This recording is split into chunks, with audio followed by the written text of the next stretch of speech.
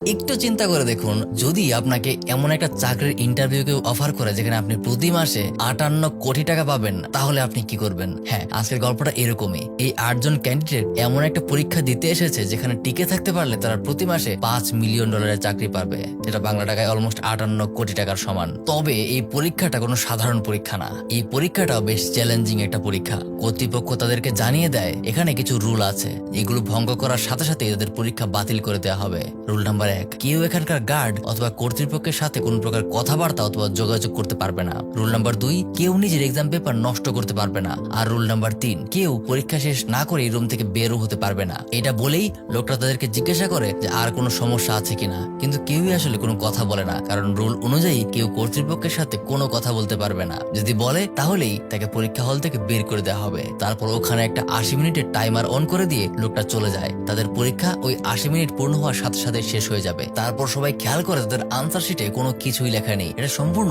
একটা খালি পাতা। কিন্তু এটা আবার কেমন কথা, প্রশ্ন ছাড়া তার উত্তর কিভাবে লিখবে? তখনই একটা মেয়ে আগে আগে মাতব্বরি করে খাতায় লিখতে শুরু করে, আমি মনে করি এই চাকরিটার জন্য আমি একটা যোগ্য ক্যান্ডিডেট। ঠিক তখনই নিয়ম অনুযায়ী আনসার শিট নষ্ট করার কারণে তাকে পরীক্ষা হল থেকে ডিসকোয়ালিফাই করে দেওয়া হয়, যেটা দেখে বাকিরা বেশ টেনশনে পড়ে যায়। আরে উত্তরপত্র দেয়াই তো হয়েছে লেখার জন্য, এখন লিখলেও ঝামেলা। তখনই সেখানে একটা ছেলে বলে ওঠে, আমাদেরকে বলা হয়েছিল আমরা কর্তৃপক্ষের সাথে কোনো যোগাযোগ করতে পারবো না, কিন্তু নিজেরা তো কথা বলতে পারি। তাই প্রত্যেকেই এখানে একে অপরের একটা নাম বাছাই করে, কারণ পুরো এক্সাম চলাকালীন সময়ে এখানে তাদের নাম ব্যবহার করা হয়নি। তাই সেফটি বজায় রাখার কারণে তারা নিজেদের আসল নামের পরিবর্তে অন্য নাম ব্যবহার করতে শুরু করে। এই ফর্সা ছেলেটার নাম দেওয়া হয় হোয়াইট, কালো ছেলেটার নাম দেওয়া হয় ব্ল্যাক, সোনালী চুলওয়ালা মেয়েটার নাম দেওয়া হয় ব্লন্ড, আর চশমা পরা মেয়েটার নাম চশমাই রাখা হয়। দাড়িওয়ালার ছেলেটার নাম রাখা হয় বিয়ার্ড, আর একটা ছেলে যে চুপচাপ ওখানে বসেছিল তার নাম রাখা হয় ইন্ট্রোভার্ট। আর শেষে একটা মেয়ে বেঁচে ছিল, তার কোনো নাম রাখা হয় না। তারা ওই 3টা রুলের বাইরে যা যা করতে পারে সবকিছুই করতে শুরু করে।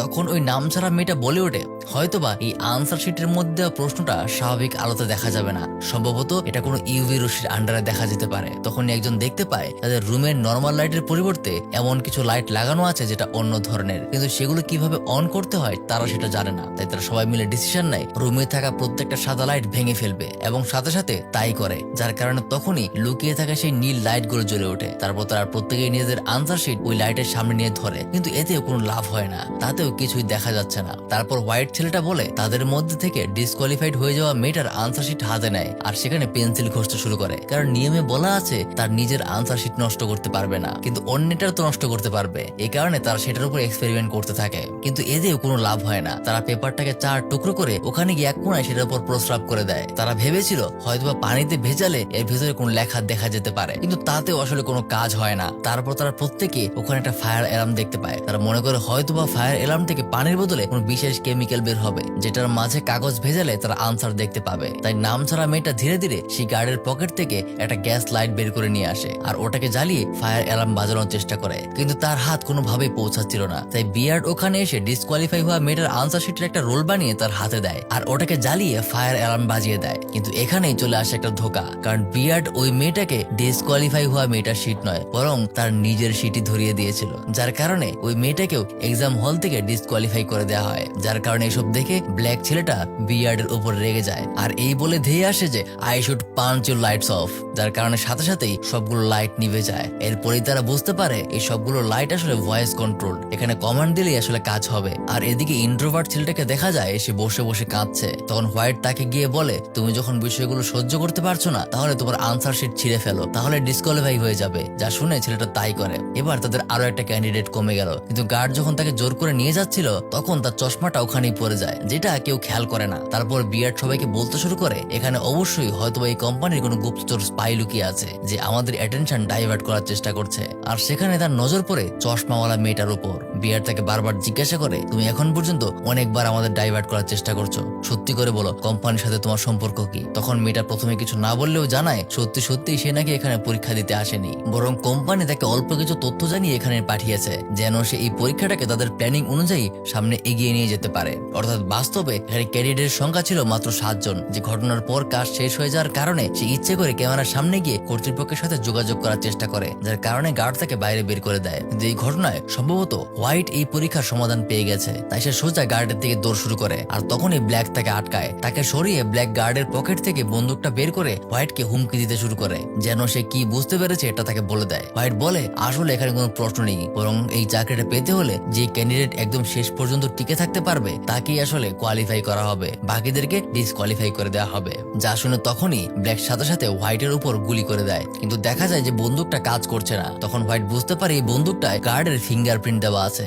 সে ছাড়া কেউই আসলে এই বন্দুকটা দিয়ে গুলি করতে পারবে না। তাই সে কোন রকমে ব্ল্যাকের কাছ থেকে বন্দুকটা কেড়ে নিয়ে সেই গার্ডের আঙ্গুল ব্যবহার করে তাদেরকে ভয় দেখাতে শুরু করে। প্রথমে সে বিয়ার্ডকে হল থেকে বের হয়ে যেতে বাধ্য করে। আর এখন মাত্র ব্লন্ড, হোয়াইট আর ব্ল্যাক এই 3 জন ক্যান্ডিডেট বাকি আছে। হোয়াইট প্রথমে ব্ল্যাককে বন্দুক দেখিয়ে বাইরে বের হইতে বলে, কিন্তু ব্ল্যাক বের হবে না। তাই পরিস্থিতি খারাপ হবে বলে ব্লন্ড নিজেই সাথে সাথে বাইরে চলে যাওয়ার সিদ্ধান্ত নেয়, কিন্তু বের হওয়ার আগ মুহূর্তে সে বলে দেয় লাইটস আউট, যার কারণে পুরো হলে লাইট নিভে যায়। আর এখানে তাড়াহুড়োয় হোয়াইট কিছু বুঝতে না পেরে উল্টাপাল্টা গুলি করতে শুরু করে। তারপর যখন লাইটস অন বলে সবগুলো লাইট অন করে, তখনই দেখা যায় ব্ল্যাক গুলিবদ্ধ হয়ে মাটিতে পড়ে আছে, আর ব্লন্ড এতক্ষণে বাইরে চলে গিয়েছে। আর যার কারণে এখন যেহেতু সে একাই সার্ভাইভ করেছে, তাই তাদের 80 মিনিটের টাইম শেষ হওয়ার সাথে সাথে হোয়াইট গিয়ে ক্যামেরার সামনে কর্তৃপক্ষের সাথে যোগাযোগ করার চেষ্টা করে। ঠিক তখনই গার্ড এসে তাকে বাইরে বের হয়ে যাওয়ার কথা বলে, কারণ এখানে টাইমার 0-0 হয়ে গেলেও পরীক্ষা তখনও শেষ হয়নি। মনে আছে সেই ইন্ট্রোভার্ট টাইপের ছেলেটা তাদের চাপে বাইরে বের হয়ে যাওয়ার আগে ঘড়ির টাইমারটা কিছুটা ফাস্ট করে দিয়েছিল, অর্থাৎ এখনো এক্সামের কয়েক মিনিট বাকি আছে। আর অবাক করার বিষয় হলো লাইটস অফ হওয়ার পরেও ব্লন্ড আসলে পুরোপুরি বাইরে যায়নি, বরং সে এক পা রুমের ভেতরেই রেখেছিল। তাই অফিসিয়ালি সে এখনো রুমের ভিতরেই আছে। তার মানে শুধুমাত্র